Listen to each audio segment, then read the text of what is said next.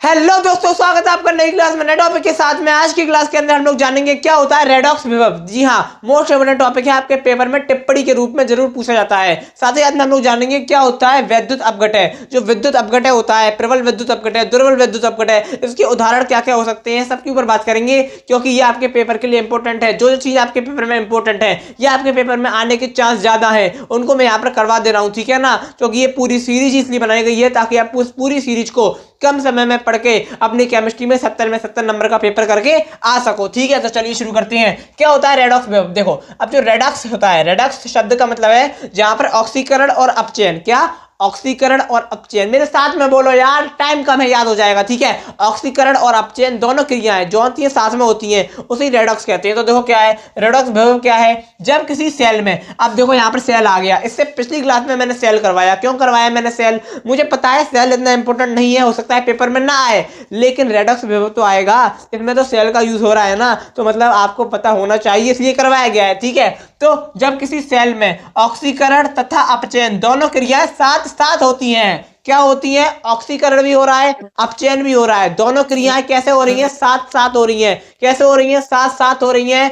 तब धातु और विलयन के आयन के बीच, ठीक है ना, तब जो धातु है हमारे पास और जो विलयन है उसके आयन के बीच उत्पन्न होने वाला विभव क्या कहलाता है, रेडॉक्स विभव कहलाता है। क्या कहलाता है, रेडॉक्स विभव कहलाता है, ठीक है ना।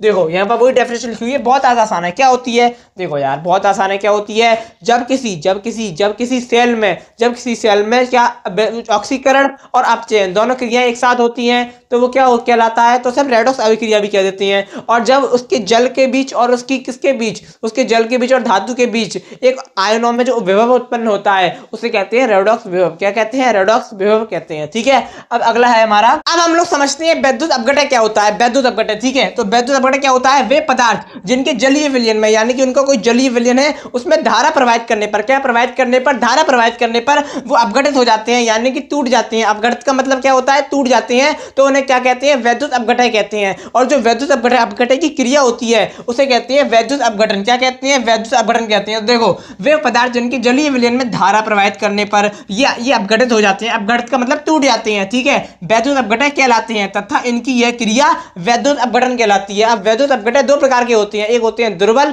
और एक होते हैं प्रबल। तो यहाँ पर लिखे हैं प्रबल वैद्युत अपघटय। तो वे वैद्युत अपघटय जिनमें धारा प्रवाहित करने पर क्या होता है, वे आसानी से अपघटित हो जाते हैं, तो वो प्रबल वैद्युत अपघटय कहलाते हैं। जो आसानी से अपघटित नहीं होते, वो क्या कहलाते हैं, दुर्बल वैद्युत अपघटय कहलाते हैं। दुर्बल के उदाहरण है जिंक क्लोराइड CH3COOH, ठीक है। और जो आपका प्रबल है वो उसके उदाहरण है सोडियम क्लोराइड, हाइड्रोक्लोरिक एसिड और पोटेशियम क्लोराइड, ये इसके उदाहरण है। तो आशा करता हूँ कि आपको समझ में आ गया होगा। अब मैं आपको मिलूंगा एक और नई क्लास में नए टॉपिक के साथ में। सीरीज को लगातार फॉलो करते जाइए और आगे बढ़ते जाइए। तब तक के लिए जय हिंद, जय भारत।